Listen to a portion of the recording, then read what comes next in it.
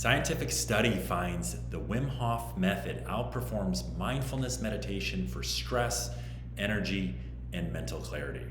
I was so excited to see this recent study that came out about the Wim Hof Method. It's something that I've been practicing since 2016, since training with Wim and his team in Poland in 2016. I've been sharing this practice with my clients for the last decade. And again, there's more scientific data to support that this can be an extraordinarily beneficial practice that compounds in time too. I thought that was really interesting. That brings up Dr. Huberman's directive that these practices, this notion of neuronal proficiency, that when we keep doing something, we're going to get better at it, we're going to be more proficient at it, and we're going to build these grooves in our consciousness, in our prefrontal cortex, where the neurons can fire and to continue to move and to progress. But again, the Wim Hof Method beats the mindfulness meditation. That doesn't mean that the mindfulness or stillness meditation doesn't have value. It has supreme value. But when we're talking about activating our energies with cold exposure and the breath, that this can be a potent way to build stress resilience. I thought it was really interesting in the study, they were talking about workplace safety. They even mentioned those words. I thought it was really interesting to hear that. And maybe that's because we're waking up to a lot of the BS Inc. and the way that business is being ran, and that people aren't feeling safe, especially the younger generations that might not be as resilient or that just might be open to challenging some of the status quo, some of the norms. I think that it's kind of both are true, and but for us to feel more safety at work, where we can prime our energies and we're less reactive, we're more connected to the present moment, we're more connected to our breath, and things are not going to be triggering us and making everything go awry or creating a downward spiral. The fact that we can prime our physiology, that's what we're doing with this practice. What does this practice look like? This is it's an intense breathing. I know we talked about Huberman's NSDR, which is the long, slow exhale. That's for down-regulating the nervous system. The Wim Hof Method is for up-regulating the nervous system. This is something that I practice every morning upon waking. I'll go straight to the kitchen. I'll hydrate with a little bit of water, 16 ounces of water with some Himalayan sea salt, maybe some lemon. And then I'll dive into my breath, and I'll do 4 to 5 rounds of this. It's very intense breathing. It's called hypoxic breathing.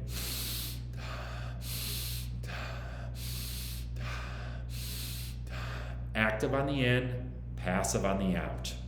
And again, if you're driving, don't do any of this breathing. This is not something we do while we're driving or operating heavy machinery. Again, it's a rapid breathing. We'll do 30 to 40 breaths like this. Active on the in, passive on the out. And then on the 40th breath, we take a full inhale, and then we exhale everything out, and then we have little to no oxygen in our lungs, and then we're holding.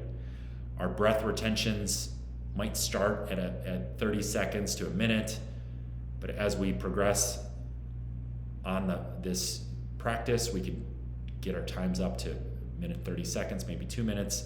That might be too much for some of you, but again, this is a practice. When I first started doing this in 2016, my times were a minute and 15 seconds, and I just had a time a few weeks back, 4 minutes and 15 seconds with little to no oxygen in my lungs. I've been practicing this for almost a decade now, and it's completely rebuilt my cardiovascular health. And I'm 46 years old, absolutely obliterating my fitness goals. I don't necessarily think that it's from the microdosing of psilocybin or the microdosing LSD that I do, but more so the conscious breathing that I do, that is scientifically proven to reduce inflammation and reduce pain. And it's also scientifically proven to charge up our mitochondria at the cellular level, or our cells at the mitochondria level, I should say. Wim was talking about mitochondria 10 years ago. Now this is all the buzz. And Dr. Chris Palmer, he's a psychiatrist at Harvard who wrote a book called Brain Energy. Dr. Palmer basically said, hey, as a psychiatrist, we don't have a flipping clue what we're doing with these pills. And he's been utilizing the ketogenic diet to help people that are struggling deeply in mental health. Apparently, the ketogenic diet or the Atkins diet is a 100-year-old evidence-based approach for healing epilepsy. So again, this is a strategy that Dr. Palmer is utilizing for people that are struggling with schizophrenia, deep bipolar, and depression. Check them out at brainenergy.com. Incredible luminary from one of our most esteemed institutions. Really, really brave work. I love his work. He's very open and vulnerable about his challenges. He's a Midwestern guy from Indiana. There's that kindred spirit thing we got. I'm a Wisconsin guy, and he even shares some of the personal struggles of being homeless with his mother at 16 or 17 years old, and the way that he's it's really an inspirational story how he's climbed to the top of the mountain in terms of being a mental health provider working at an esteemed institution like Harvard. A little bit of a digression, back to the Wim Hof Method, back to the breath, back to vitality, back to the present moment. This is also scientifically proven to boost our immune system. There was that famous study where they injected people with the E. coli virus. The control group got the E. coli virus. The Wim Hof group that had been practicing for 4 days got the E. coli virus. The Wim Hof people or the people that had trained with Wim could brush off the symptoms. They felt fine, maybe a tinge of nausea. The other people were sick. They were knocked out 4 to 8 hours, flu-like symptoms. So it's fascinating that this can suppress immune responses as well. The recent study that I'll be putting a link to in the comments and the show notes, or the caption of this share, is very interesting in that it is showing the breath and the cold. So it's a full, it's not just the breath, it's the breath and the cold. And the cold is buzzy in our culture because of Wim. You know, I'm here in South Beach. We've got cold plunges at Anatomy. There's cold plunges, everywhere at all the health clubs. Most of the health clubs that I train at, cold showers are all the buzz. When we take a cold shower or we get in the cold plunge, certainly the cold plunges, I think we're going to get the max benefit. We're going to have a potential boost of dopamine up to 250%. A boost of norepinephrine up to 500%. Dopamine's the molecule of motivation, of crave, of getting things done, of pursuit, of doing hard things. It's the molecule of more. There's a wonderful book called The Molecule of More that talks about this in depth. I forget the author's name right now. And norepinephrine is the molecule of focus. So we're getting 250% more motivation and 500% more focus. We all want more motivation. We all want more focus. The knob on the cold shower, turn it, take a cold shower. Start, if you're new to this and you're taking 5-minute hot showers, take a 10-minute cold shower sandwiched in your 5-minute shower, and then go to 20 seconds. Or take a 10-second cold shower mixed in a 5-minute hot shower, which I want to make sure I articulate that correctly. And then the next day, take a 20 seconds in your 5 minutes. And then 30 seconds, and then 40 seconds, and so on. And then the next thing you know you're just taking cold showers. It's something I do. I don't even think about it. Yeah, sometimes I do a little bit. I have to sit there and prep myself up a little bit and take a few breaths. But this is, again, low-hanging fruit that all of us can do. I love another strategy. I'll turn on one of my favorite rock songs, like an Imagine Dragons, Whatever It Takes. It's a 3-minute, high vibrational, inspirational song. I'll turn it on really loud. And I say, Matt, you got to stay in this cold shower until the song is over. Right now I'm in, again, Miami Beach. We have a cold plunge at Anatomy Fitness. I go there typically 2 to 3 minutes per day, and that's something that I do. And it, for the dopamine and the norepinephrine, and for feeling good and having clarity of thought, so I can dial in and articulate what's on my heart to you here, the listener and the watcher on YouTube, but also so I can show up better with more vim and vigor, more enthusiasm for my sessions. But I think that resilience is one of the biggest aspects. I love what Mark Twain said. If you eat a live frog first thing in the morning, that'll be the hardest thing you do the rest of the day. And he's encouraging doing hard things. So paradoxically, when we schedule hard things, life becomes easier. So we're choosing our discomfort. I love my mentor, Akshay Nanavati, the author of Fearvana. He wrote a book called Fearvana that was endorsed by His Holiness the Dalai Lama. Akshay says, find a worthy struggle or struggle will find you. It's so true. When we seek out worthy struggles, like getting in the cold to feel better, to stress our nervous system, it's hormetic stress, or bravely journaling our thoughts to clear that energetic space so we can show up better and we can prime these prosperity pathways, or going for a long walk so we can garner the clarity so we can get a good night's rest so we can show up for our clients the next day, or getting a good workout. Doing the hard thing makes our life easier. I think that we're wired to do hard things, but it has to matter. And one of the challenges that I had, and was in my last incarnation with as being a businessman in Chicago, is that my work was meaningless. It didn't matter. So I was struggling and I was sacrificing my health and vitality for something, frankly, I didn't give a shit about it. Yeah, I made good money, and yeah, I liked the people I worked with, but there was no meaning. I was doing nothing good for people. There was no inspiration. There was no value there was no way that I could spin it, that I was bringing value to our collective. I was a pawn in Bullshit Incorporated's game. It sounds a little bit harsh, but it's true, and meaning is really important. We're waking up to it. The younger generations are all about it. I am too. I think it's really, really important. I absolutely love my life. I'm living my dream life in service to our collective awakening, to the more beautiful world our hearts know is possible. And in doing so, I struggle. I struggle a lot, but it's a worthy struggle and it's a worthy fight, and I'm getting stronger every single day. And it's not about being on all the time too, because rest, I love this, rest is the new rebellion. I take a rest day every week, a 36-hour fast where I'm just having water. I sometimes cheat and have coffee and tea, but there's only minimal calories there. So I'm getting into autophagy. It's a very passive but active spiritually, and again, all these metabolic processes. Maybe I'll put a video out around the power of fasting.